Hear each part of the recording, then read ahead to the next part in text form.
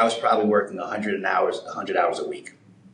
And I did that for 7 or 8 years, and at which time, I found myself hospitalized for shingles at age, 29. My second day back in the office was 9/11, right? So again, this is the universe sort of speaking to me. And as I'm running up the West Side Highway, you got a lot of time, or not a lot of time, for introspection, but it's kind of like, if I'm gonna go, have I lived a full life? Is this how I want to go? And so the answer was no, right? And I literally resigned the next day and took the next 9 months off.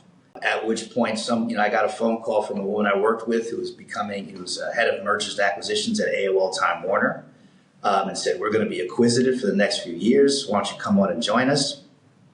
Great sign. I was at AOL Time Warner for a good 6 years, rotated through M&A, investor relations, financial planning and analysis, at which point the company came to me and said, "Our treasurer of 30 years is leaving. Is this a job you'd want?" And I'm thinking, this is not the last job I ever want.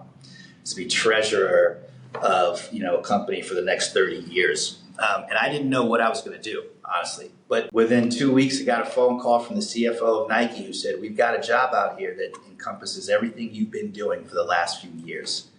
I never interviewed for it. I never cold called for it.